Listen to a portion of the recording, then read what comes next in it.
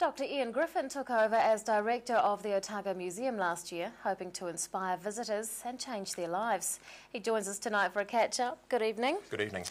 Now, you started as director last May, so how have the last 10 months been for you? Well, it's been really interesting.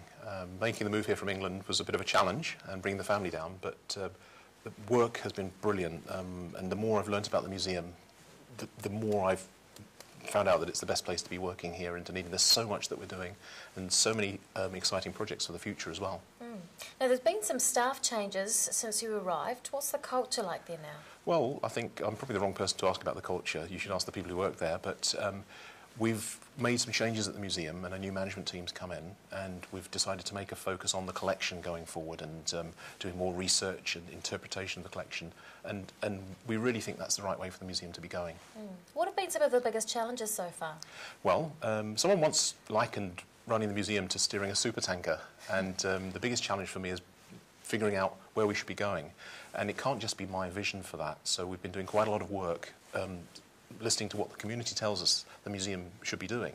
And as a result of that, we've created a new plan, which we're going to implement now over the next 5 or 10 years. Are you allowed to tell us a little bit about that new plan? Well, there are some very exciting things in there, so I can share a little bit about that.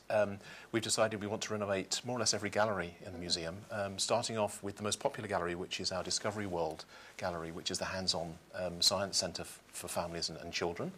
It's been a wee while since that's been renovated, and so we're going to invest probably about $2 million making it a world-class science centre and hopefully bringing in a planetarium as well. So it's very, very exciting. Now, the 100 Years of Motorcycles show broke attendance records. Yes. Why do you think that was? Well, I think Southern New Zealanders are very interested in motorcycles, that's for sure. And we got over 80,000 people through in the couple of months the exhibition was running.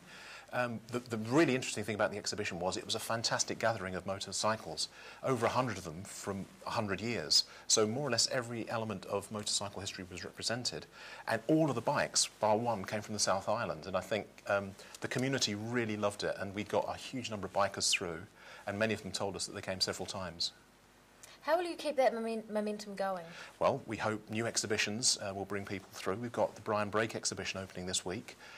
Going forward, we're going to hopefully renovate a lot of the museum. So if you haven't been for a few years, hopefully if you come back, you'll start to see some changes. And we're also going to be focusing on new things that we want to do, as I say, Discovery World, a new planetarium. And we want the museum to really celebrate everything that's great about this part of the world. And the butterfly enclosure would have been lovely on a day like today. Well, it was lovely and warm in there. It was about 28 degrees today, so on a cold day like today, it was a brilliant place to be. Dr. Ian Griffin from Otago Museum, thanks very much for your time. Thank you.